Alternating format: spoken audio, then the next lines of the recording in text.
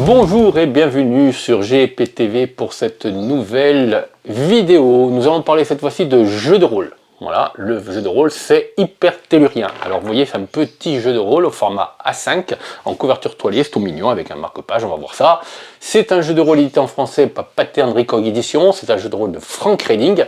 Alors il vous invite à voyager à travers l'ultracosme, vous incarnez des héros, etc. Vous allez voir tout ça, c'est un système qui se veut super simple, c'est un système qui se veut axé sur l'aventure, la narration. Bref, c'est les fous du simulationniste vont peut-être pas trop apprécier, mais moi franchement j'ai beaucoup adoré.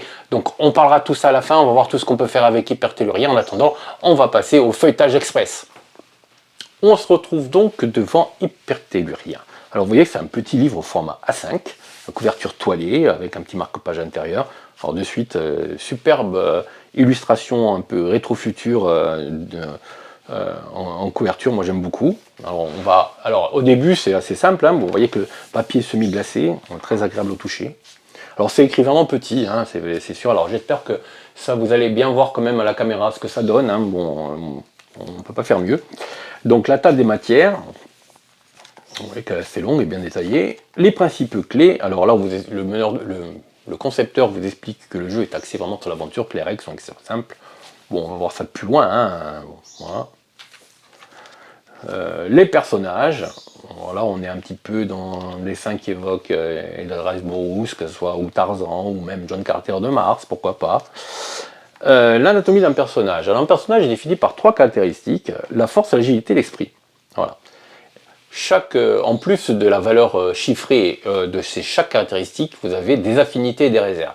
Les affinités, c'est un peu comme une défense, les réserves, c'est un peu comme un tampon qui va vous permettre d'absorber plus facilement des dégâts.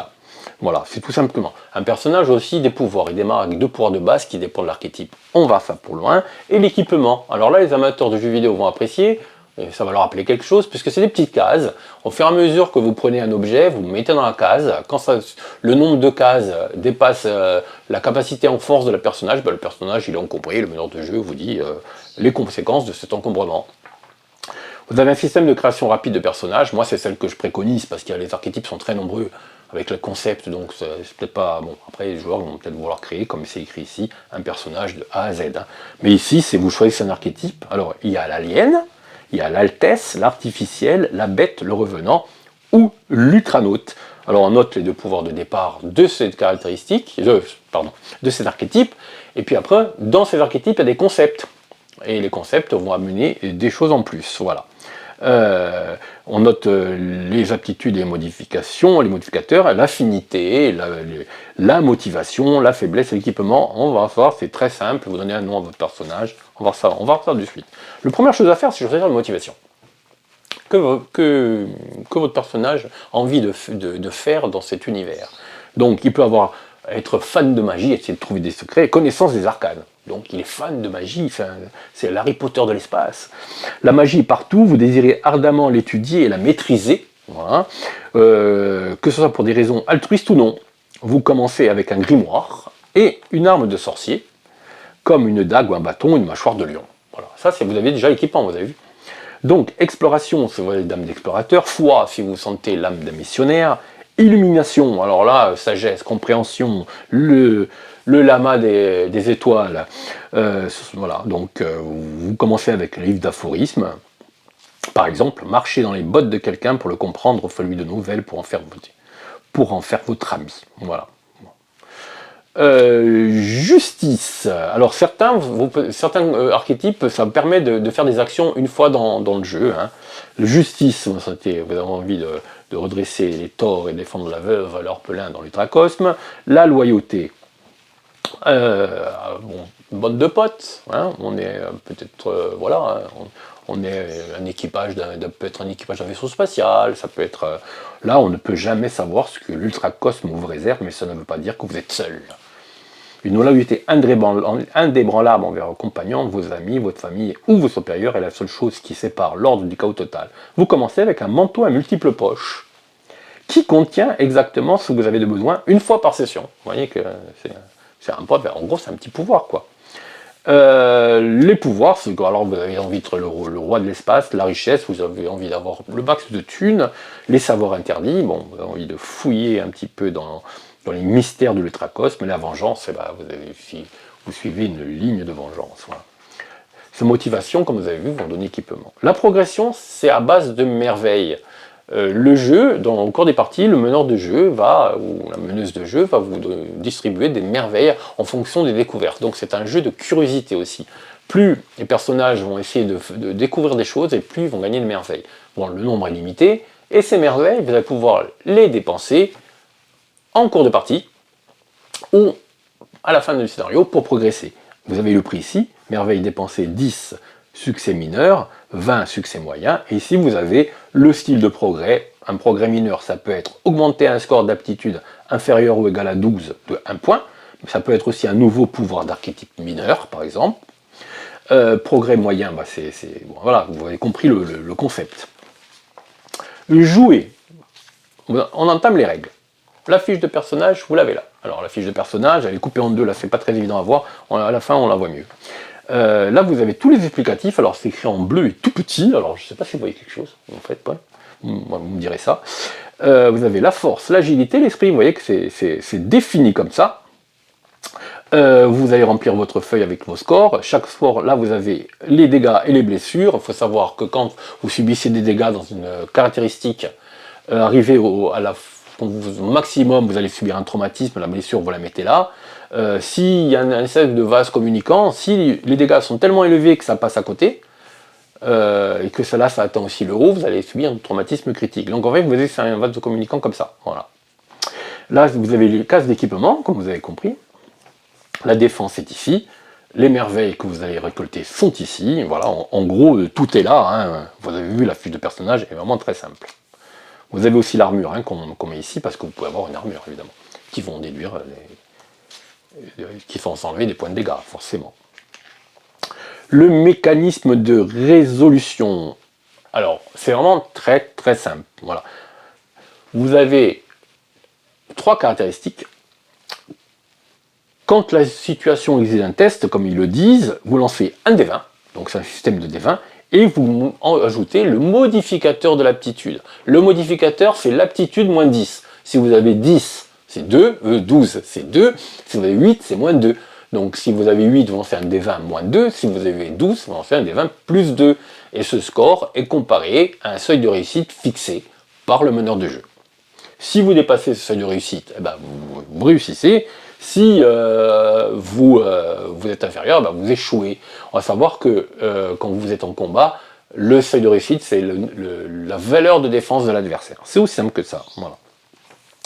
Avantages et désavantages, là un petit coup d'œil à la 5e édition. Hein, si vous avez un avantage, vous lancez 2d20, vous prenez le meilleur score. Si vous voyez un désavantage, vous lancez 2d20, vous prenez le score le plus mauvais. Les affinités. Alors les affinités, votre personnage, il a réussi à avoir des points d'affinité. Ça peut être 1, 2 ou 3, pas plus, okay, dans une ou plusieurs aptitudes, ça dépend, hein, ça peut être en force, etc. Chaque fois qu'une aptitude pour laquelle vous avez une affinité subit des dégâts, quelle qu'en soit la source, on enlève la valeur. C'est un peu comme une défense en fait. C'est une défense naturelle. Voilà, c'est pas un bouclier, c'est pas une armure, c'est une défense naturelle. C'est une affinité. Ça veut dire que par exemple, si vous avez 12 en force et que vous avez une affinité de 2, bah, vous êtes fort et particulièrement endurant, par exemple. Les merveilles, bon là, vous explique le système des merveilles, comment on peut les dépenser en partie. Donc, vous pouvez dépenser des merveilles, les conserver pour la fin, ou vous pouvez les dépenser. Alors là, c'est un pot commun, donc il faut que tout le monde soit d'accord. Les actions merveilleuses martiales, charge, effectuer un déplacement court, ça vous coûte 2 merveilles. Là, ça coûte 2 merveilles en coup brutal, vous voyez que ça, c'est en combat. En sprint, 2 merveilles, vous voyez que c'est un déplacement long, et vous pouvez viser, hein, 2 merveilles. Et après, vous avez action merveilleuse générale. Donc là, vous avez un petit pot, vous avez récolté quelques merveilles, hein, et vous allez pouvoir les dépenser au fur et à mesure de la partie. Voilà.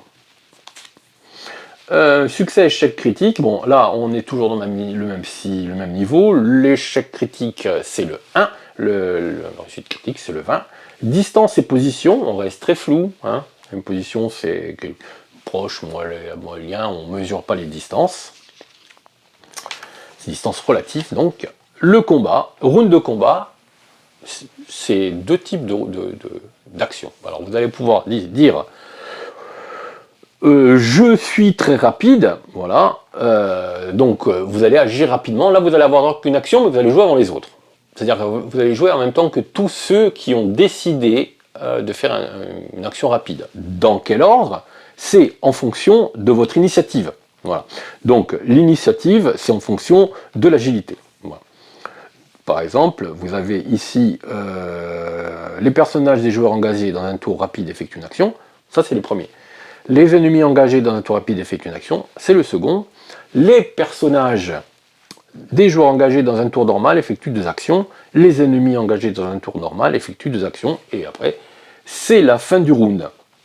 Vous avez un détail des actions ici. Voilà. Attaquer avec l'air d'une arme, c'est une action. Effectuer un déplacement court, c'est une action. Se désengager sans provoquer une attaque d'opportunité, c'est une action. Récupérer et boire une potion, c'est une action. Bon, ouais, tout est détaillé. L'attaque, oui, ça se résume à ça. Hein. Donc, si vous faites une attaque, vous lancez un des 20, vous ajoutez une attaque en mêlée, vous ajoutez votre score d'attaque, c'est-à-dire 12, un des 20 plus 2, vous voyez si vous dépassez la défense de l'adversaire. Voilà. Les attaques d'opportunité, c'est ici, vous avez un système d'attaque d'opportunité, et même vous avez le pourfendre aussi.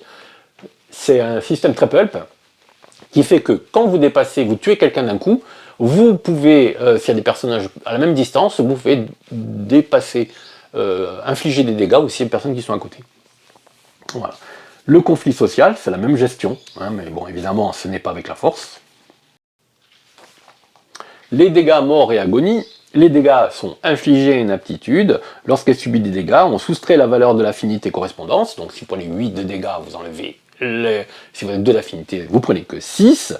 Si les dégâts sont supérieurs ou égaux à l'aptitude augmentée de la réserve, effectuez un test de traumatisme. Voilà. Donc vous avez 12 de force, si vous avez 2 de réserve, c'est comme vous avez 14, en fait 14 points de vie en gros, quoi. Donc si vous prenez 14 points de dégâts, vous allez subir un traumatisme. Si, lorsque les dégâts excèdent une seconde aptitude augmentée, donc par un système de vase communicant, voilà, vous aussi, vous subissez un traumatisme critique. Alors, traumatisme critique, souvent, c'est synonyme de mort. Hein. Donc là, vous avez les réduire les dégâts, vous avez l'armure, l'affinité et le pouvoir. Certains pouvoirs vous permettent de subir moins de dégâts. Les types de dégâts, vous avez les dégâts physiques et les dégâts psychiques. Donc les dégâts psychiques, évidemment, c'est dans l'esprit, et les dégâts physiques, c'est dans la force. Voilà. Vous avez la réserve de dégâts ici, la guérison, une bonne nuit de repos guéri, lorsque vous recevez des points de soin. Le seul truc, c'est les traumatismes, hein, qui sont forcément plus compliqués à soigner. Les traumatismes, vous avez ici. Les traumatismes physiques sont ici, donc vous subissez un dé, vous subissez un dé combattu, pas bye bye bébé, alors, pas de bol, hein. Vous venez de perdre un doigt, engourdi, une de vos extrémités comme une main ou une oreille est engourdie pendant une scène, bon ça va, c'est variable. Les traumatismes psychiques sont ici, les traumatismes critiques sont là. Donc vous voyez qu'ici, un sort pire que la mort, blessure irrémédiablement fatale, explosion, c'est coupé en deux, gravement mutilé, estropié pour toujours, non, un ami, un membre de votre famille est touché à votre place. Fausse alerte, pas loin, bon, si vous faites 10, vous en sortez. Les archétypes sont là. L'alien. Vous êtes une créature d'une autre planète. Et vous avez des concepts. C'est là qu'on arrive au système de concepts. Vous avez les concepts d'aliens, vous avez la créature aquatique, par exemple, l'incarné et le prométhéen. Chaque concept a ses propres aptitudes. Par exemple, l'aptitude à force est à 10, l'agilité à 13, l'esprit à 9, un point d'affinité en agilité. La motivation, c'est l'exploration. Les faiblesses, sera tatine et meurt s'il n'est pas régulièrement immergé dans l'eau, hein, bon, c'est un peu embêtant, hein, vous me direz. Pouvoir du cosme mineur, et les pouvoirs sont tous définis plus loin, hein. Bioluminescence, un pouvoir du cosme moyen, capacité pulmonaire, et un pouvoir du cosme mineur, adaptation. Ça, c'est les pouvoirs que vous allez acquérir en grimpant. Les pouvoirs de départ sont ici. Cela, peu importe l'archétype que vous prenez, vous avez 2 pouvoirs qui sont ici. Égaliser les chances et phases. L'incarné, manifestation permanente d'une IA bibliothécaire. Donc, alors ça peut être une IA bibliothécaire, mais ça peut être aussi un androïde, comme dans Fallout, un robot, etc. Ça peut être n'importe quoi. Hein. L'essentiel, c'est que on vous donne des indications. Là, vous pouvez prendre celui-là, mais vous pouvez le modifier comme vous avez envie. L'aptitude, force 9, tout ça, donc vous le prenez. Le Prométhéen, un survivant accidentiel de l'insondable triatlantique, géniteur artificiel de l'espèce, donc un tout puissant, force 10, agilité 9, esprit 13. Voilà, un point d'affinité en esprit. Motivation, l'illumination. Là, vous avez la liste des pouvoirs. Les pouvoirs moyens que vous pouvez acheter quand vous grimpez, hein, les pouvoirs majeurs qui sont ici. Voilà. Chaque pouvoir, évidemment, vous donne des capacités particulières. Par exemple, si vous prenez pouvoir moyen Cobra Crusher, votre salive est toxique pour la plupart des formes de vie et a un effet paralysant. Vous pouvez la localiser et cracher sur un ennemi à une courte distance. Vous subissez vous-même un des 4 points de dégâts de force et ça le prend une action. Ensuite, ça fait que vous effectuez une attaque à distance qui aveugle et paralyse l'ennemi jusqu'à ce qu'il réussisse un test opposé d'agilité à la fin du round. Voilà. Donc en fait, vous subissez quelques dégâts, mais vous aveuglez la... c'est souvent le cas, hein, il y a des contreparties, hein, et vous aveuglez la cible. Voilà. L'Altesse, la reine en exil, hein, voilà, ça peut être la princesse Léla par exemple, hein, génie sans lampe, voilà, un truc un petit peu impalpable, de créatures intemporelles et magiques, ancien conseiller des rois et des reines élémentaires, un chef de guerre vétéran, si vous avez envie de jouer du badass. Pouvoirs de départ sont ici, ceux-là sont obligatoires. Les autres, comme je vous ai expliqué, vous les prenez un peu plus loin. Voilà, vous avez plein de petits dessins. L'artificiel, alors on entre dans l'univers des IA. Alors le médecin mécanique, ouais, pourquoi pas, mais ce médecin mécanique, ça peut être aussi des deux, hein, c'est pas un problème. Ou en changeant quelques petits trucs, hein, il ne suffit pas de changer grand-chose, hein, ceci, ce n'est que des pistes. Vous pouvez prendre CXPO aussi. Le golem de chair poète, l'androïde parfait. Là, c'est pareil, vous avez alimentation par batterie et recharge soudaine, décharge soudaine, pardon, les pouvoirs majeurs, j'essaie de vérifier, la bête, le change-forme, la malagnole et le centaure savant, encore trois concepts différents. Voilà. Le revenant, le vampire aristocratique, le mort-vivant noyé, le garde-squelette. Vous voyez que c'est très très varié. Hein. L'ultranaute, le pilote spatial, la femme fatale totalitaire et occulte, la fille magique, les descentes moyennes, qui s'éveille à la magie dans un contexte de stress et de danger. Voilà.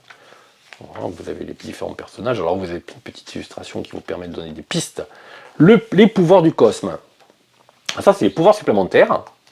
Voilà, c'est les pouvoirs du cosme que vous allez pouvoir choisir aussi. Il y en a plein, les pouvoirs mineurs, les pouvoirs moyens. Donc, ça veut que vous pouvez vraiment personnifier votre personnage. Hein. L'équipement et l'inventaire, les différents équipements, vous avez les armes légères. Alors là, c'est là que vous avez les dégâts. Hein. L'encombrement est ici. Un grimoire, un sort, un emplacement. Tout simplement, ça ne va pas chercher plus loin. Les armes légères, une attaque par action de combat, avec en option agilité au lieu de force pour les attaques de mêlée. L'arme moyenne, c'est une attaque par action de combat. Et l'arme lourde, une action par action de combat. Et elle est épuisante, vous avez un système d'épuisement. Armure et bouclier, réduction des dégâts de 1 point, etc. Qualificatif d'armes à distance, atroce, vous avez des petites... alors c'est rien de bien compliqué, hein, des petits ajustements que vous devez faire quand vous choisissez une arme. Les qualificatifs d'armure, attaché, super voilà, confortable, épuisant, subissez un point de dégâts de force un peu comme l'arme. Quelques armes légères, vous avez des exemples. L'aiguille de Tannic, la bombe flash, la canne épée indécise de dégâts, légère, moyenne et précise. L'arc-long D8, moyen perce armure, lance moyen longue et lancée, il y a plein de trucs. Hein. Conseil aux joueurs, vous avez des petits conseils. Hein. Le concepteur axe vraiment sur l'aventure, on est dans, il a vraiment voulu retranscrire un petit peu cet esprit, cette science-fiction un peu naïve des années 40, 50, avec de l'exploration, des créatures, des extraterrestres bizarres. Là, on oublie complètement l'art science, le réalisme. On est plutôt dans la fantasy de l'espace. Hein. dans un univers comme à la Buck Rogers, comme je disais un petit peu, voire Flash Gordon. On est vraiment dans un univers comme ça. Hein. Si vous aimez ce genre de... c'est vraiment un jeu fait pour vous. Animer une partie, le conseil au meneur de jeu. Alors évidemment, là, c'est ça que... c'est très très libre. Donc il y a beaucoup, le meneur de jeu, je pense qu'il faut quand même qu'il ait une certaine bouteille pour arriver à maîtriser un petit peu ça, que ça parte pas dans tous les sens. Voilà. Il doit aussi ne pas demander toutes les 5 minutes de jeu en CVD. Les personnages sont des héros, les personnages normalement doivent réussir pratiquement tout ce qu'ils entreprennent. L'essentiel c'est qu'ils y pensent. Voilà. Enfin, c'est comme ça que je vois le jeu. Hein. Là, vous avez des exemples de PNJ. Comment créer un PNJ et tout. Vous n'avez pas. Voilà. Créer des sorts et des rituels. Alors, le rituel, c'est un sort qui dure longtemps. Le sort, c'est instantané. Hein. Et là, vous avez des exemples bracellaires. Voilà. Oui, sort mineur. Après, vous avez cachette clandestine, c'est un rituel. Voilà. Alors, comment bracellaire? Vous lancez comme une action sur une cible proche et volontaire que vous pouvez voir. Vous créez une légère brise. Voilà. La brise chasse les odeurs et la poussière, disperse les objets comme les papiers, éteint les bougies et fait vaciller danser les grandes flammes. La cible bénéficie également d'un bonus de +2 à son score de défense pendant toute la durée du sort. Voilà. Donc, tous ces sorts se présentent sous forme de grimoire, attention. Hein. Donc, ils sont dans votre inventaire. Certains ont des coups d'incantation, esprit 1, un esprit par exemple, voilà. Il y a des coups, hein. Un des 4 esprits. C'est comme ça que ça fonctionne, c'est aussi simple. Ça marche, mais il faut dépenser. Exemple d'objets ordinaires et magiques. Là, vous avez un petit listing d'objets ordinaires et magiques. Là, vous avez comment créer une campagne. C'est vraiment succinct. Vous pouvez utiliser ça hypertuler en fonction d'aventures provenant de toutes sortes de jeux de rôle. Donc, vous pouvez récupérer le jeu de rôle qui vous satisfait, puis faire un concept. Alors, si c'est du D20, c'est encore plus simple. Mais sinon, vous avez des systèmes de conversion. Les conseils OMJ, bon, on est toujours pareil, hein. Il n'y a rien de... Voilà, surveillez activement les plans des joueurs, soyez transparent sur les enjeux, posez des questions, il faut avancer. Le merveilleux voyage sur l'Illyria, ça c'est le scénario. Alors, je vais passer vite, mais c'est un chouette scénario, c'est un très très chouette scénario. Si vous aimez le système vernien, vous aimez les univers verniens, voilà. Là, on est dans... C'est vrai que ce jeu... Cette règle vous permet de... Alors vous voyez que on est dans du plus léger que l'air, mais on part dans l'espace, ça me pense à de la Terre à la Lune, de Méliès, enfin des choses comme ça. Bon, je vais passer vite, hein, je vais pas... Hop, on va pas spoiler. Vous voyez qu'il est très long, hein. C'est un chouette scénario. Hein. Voilà, les éléments aléatoires, les découvertes aléatoires, plein de trucs. Voilà, oula. Voilà, c'est juste pour montrer un petit peu l'intérieur, faire des personnages qui sont ici et les fichiers d'aide. Les personnages, voilà. Alors comme je disais, vous les retrouvez sur le site de Pattern Record Edition en format A4. Là, vous avez la feuille de perso en format A5, c'est pas pratique du tout. Hein. Bon, c'est juste pour qu'ils soient. Là, vous l'avez en couleur et puis en noir et blanc. Ouais, voilà, je trouve qu'il est beaucoup plus lisible en fait. Hein. Voilà. Et le glossaire. Et la couverture de fin, voilà. Donc, Pattern Record Edition, il nous continue. Alors moi, j'avais déjà beaucoup aimé Paléomythique, là, Hypertellurien, j'adore aussi. Je vais vous parler bientôt de Arc Doom, que j'ai vraiment particulier. Alors à chaque fois, c'est des univers complètement différents avec Pattern Record. Là, vraiment, il nous amène dans un univers pulp, un peu kitsch. Moi, ça m'a fait penser beaucoup. Alors là, j'ai eu des envies de créer des scénarios à la Flash Gordon. J'ai eu aussi envie de jouer du John Carter de Mars. Et puis, mais j'ai aussi envie de créer des scénarios steampunk ou dieselpunk, un peu avec un fond à la Jules Verne. Bref, avec tout ça, on peut faire de tout. Vous pouvez aller même dans la jungle. L'ultracosme, c'est vraiment, ça veut dire, c'est multidimensionnel. Ça ne veut pas dire que vos personnages voyagent à travers les dimensions. Non, pas forcément. Mais ça veut dire simplement que c'est une porte ouverte à tout plein de dimensions ludiques à travers tous les univers que vous aimez, les univers de bande dessinée que vous appréciez, de dessins animés, de films, etc. Donc franchement, c'est un super petit objet. En plus, il est joli. Enfin, moi, j'ai vraiment beaucoup aimé la lecture. Et quand on lit ça, on se rappelle tout ce qu'on a lu quand on était plus jeune ou moins jeune, hein, parce que bon, ça n'empêche pas. Et ça nous donne envie de ressortir tous ces... Parce que bon, évidemment, Hypertellurien, c'est un petit livre. Il y a quand même pas mal de Red Bull derrière pour le maître de jeu, mais rien ne nous empêche de prendre quelque chose qu'il a apprécié jadis à travers une autre règle, récupérer un scénario de n'importe quoi, Aftermath, n'importe quoi, pourquoi pas, moi je dis ça, ou Space Op, ou tous ces vieux jeux, et les remettre au goût du jour à Pétulurien. Un petit peu de boulot, mais je pense que ça en vaut la peine. Voilà. Donc là, je voulu vous présenter ce premier bouquin de Pattern Recon. Je vais vous parler aussi de Palo-Mythique, comme je disais. Je vais vous parler un petit peu de tout ce que fait Pattern Recon, en passant, le dernier né, c'est Arc. Il est sorti il n'y a pas très longtemps, vous le pouvez le trouver assez facilement. C'est un jeu très particulier. Je vous en parle très rapidement, peut-être dans la semaine, je ne sais pas encore, mais ça n'a plus rien à voir, mais c'est aussi intéressant. Voilà. J'espère que vous avez apprécié cette petite vidéo. Si c'est le cas, n'hésitez pas à me mettre un petit pouce pour me signaler. Vous partagez avec vos amis, c'est très important que vous partagez les vidéos. Et surtout, vous abonner à la chaîne GPTV. A bientôt!